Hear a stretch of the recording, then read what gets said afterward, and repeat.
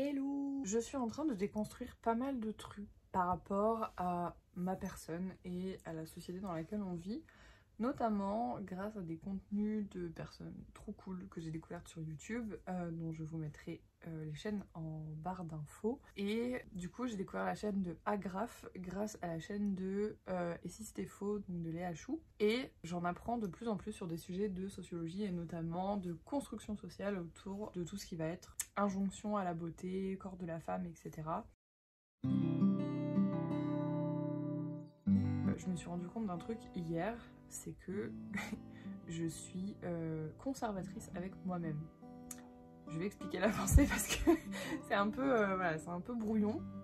Mais en gros, il y a eu une période de ma vie où j'étais vraiment le cliché de la réussite sociale, c'est-à-dire que j'étais très fine, je faisais un 36, j'avais ma petite entreprise, j'étais, tu sais, le schéma de la girl boss, je faisais mes petites routines, mon yoga, je mangeais healthy, machin, mes couilles, tout ça, bref. Et j'ai vachement idéalisé cette période de ma vie, si bien qu'aujourd'hui, je lutte énormément pour revenir à cet idéal que j'avais à ce moment-là.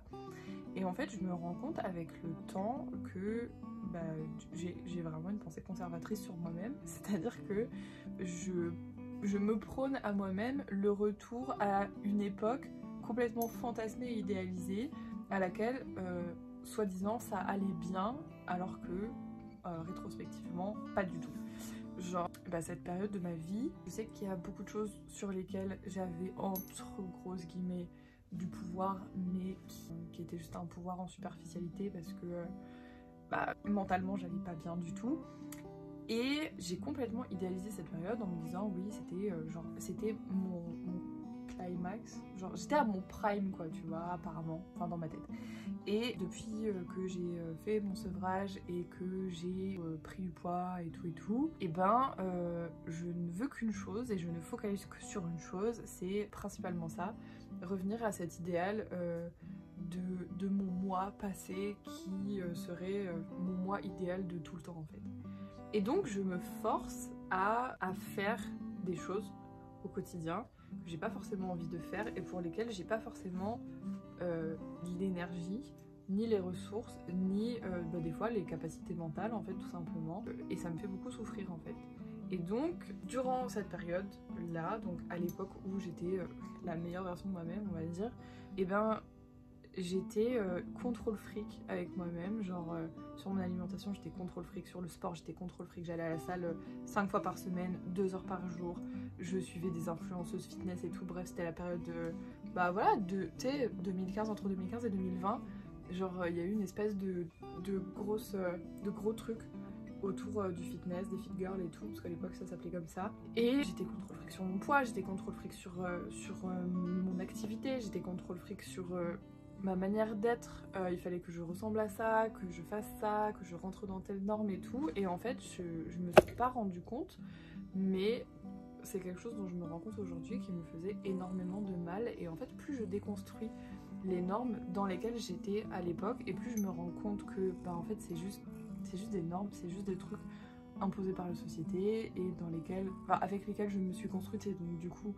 c'est pas genre des critères fondamentaux de beauté parce que la beauté c'est ultra subjectif genre.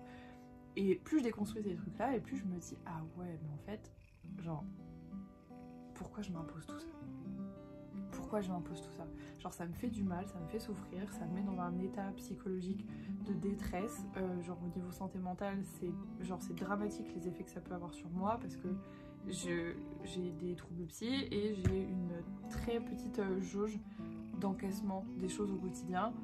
Par exemple, faire une semaine de 35 heures pour moi c'est pas possible. Genre si jamais je fais un taf en 35 heures, je fais rien d'autre à côté, j'ai pas envie que ma vie ce soit juste un taf en 35 heures.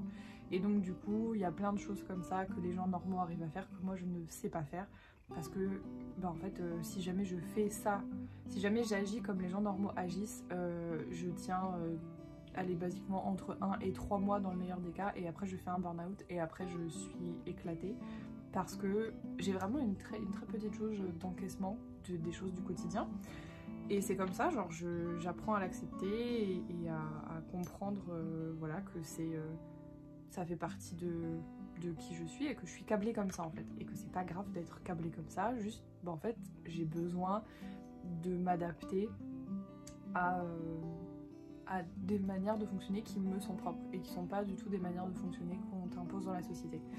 Et donc du coup j'ai capté que j'étais vraiment très conservatrice avec moi-même parce que j'avais ce truc de vraiment de fantasmer un espèce de passé idéal qui n'a jamais eu lieu, parce que en regardant de plus près les journaux, notamment à l'époque j'avais un bullet journal, tu vois, et du coup je notais mes humeurs et je notais comment ça se passait dans ma tête et tout, et je faisais déjà beaucoup de journaling à l'époque, tu vois qu'il y a tous mes journaux derrière. Et en fait je me suis rendu compte que à cette époque là, malgré le fait que j'avais tout pour être heureuse, genre j'avais le physique, j'avais l'entreprise, j'étais le cliché de la girl boss, tu sais, de la réussite sociale quoi.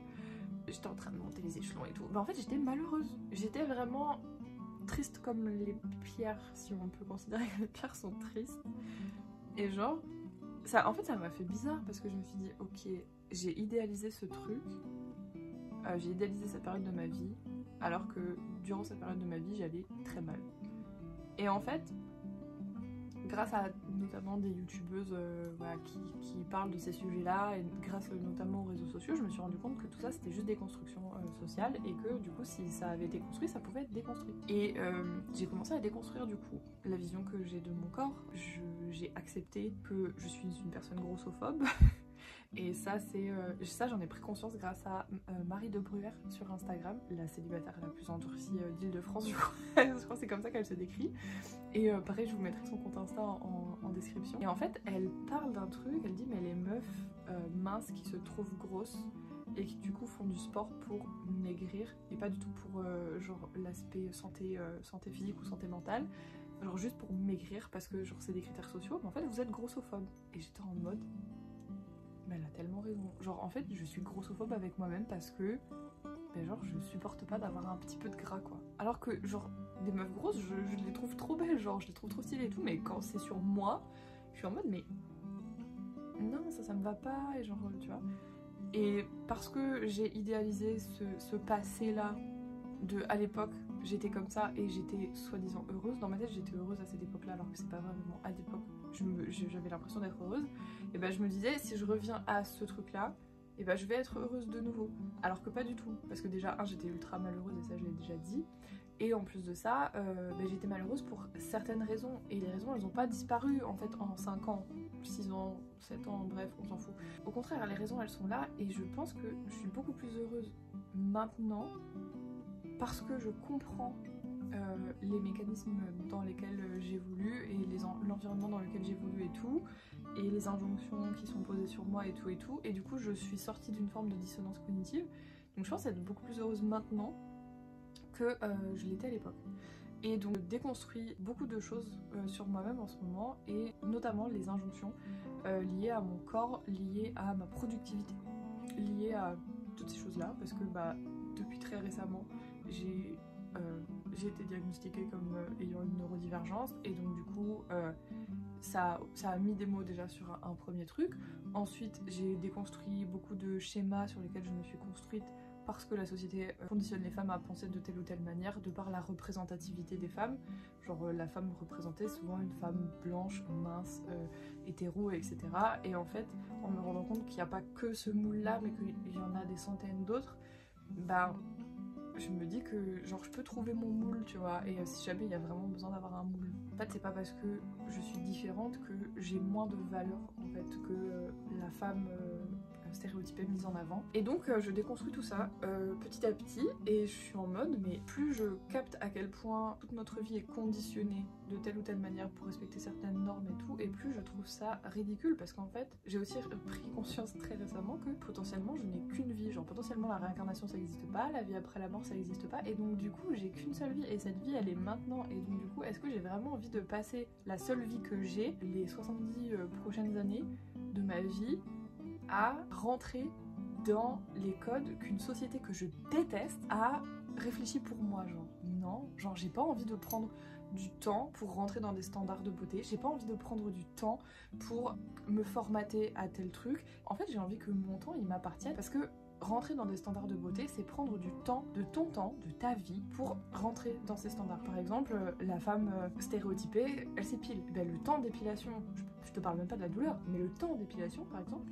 Bon, là j'ai bafouillé, mais ce que je voulais dire c'est que le temps que moi je passe à m'épiler, il y a d'autres catégories sociales qui ne le passent pas, et donc du coup c'est du temps que je prends moi personnellement pour faire quelque chose, relève de l'injonction et pas de ma volonté propre, que je pourrais faire quelque chose qui me rend beaucoup plus heureuse que de retirer 3 poils sur une jambe, quoi, basiquement.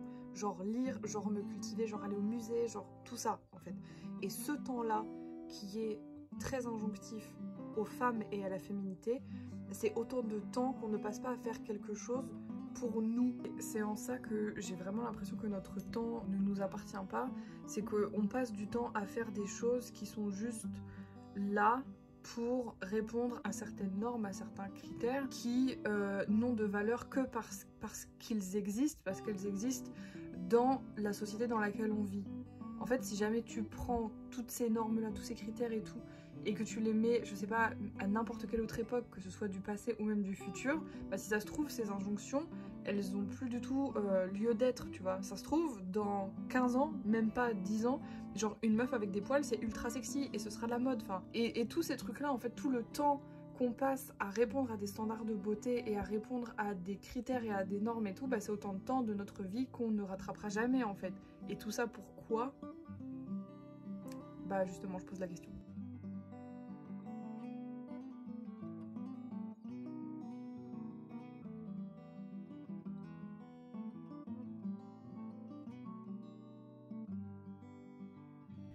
Et cette injonction qui te demande ton temps, qui te demande tes ressources financières, le capitalisme a quand même réussi à faire passer le temps pour soi comme quelque chose qui va être pris pour répondre à des standards de beauté.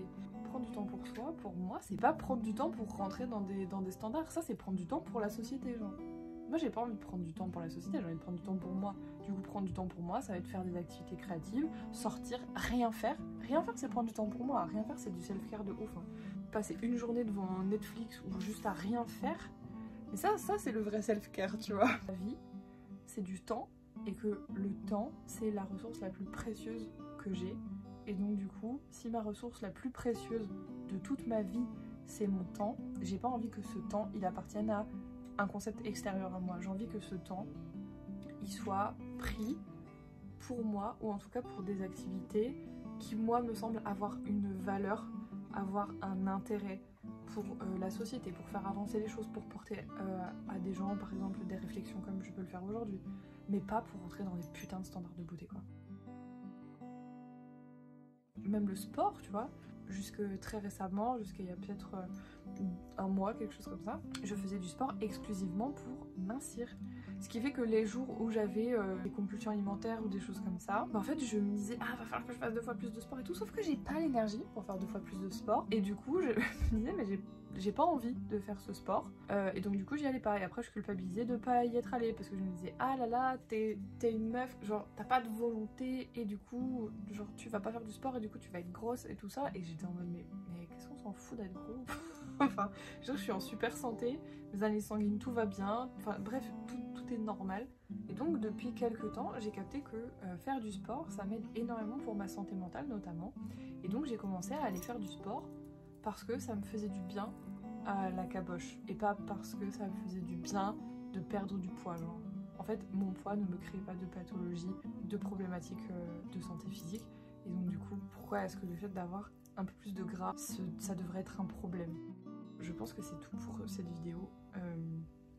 Ouais, le temps, vraiment, le temps, c'est votre ressource la plus précieuse. Pensez à prendre du temps pour des trucs qui sont importants pour vous et pas pour la société ou pas pour les autres, genre. Ça, c'est une vraie manière de se self-care, genre. Voilà, c'était la petite capsule du jour. J'espère qu'elle vous a plu. Je vous dis à très vite et prenez soin de vous et bisous.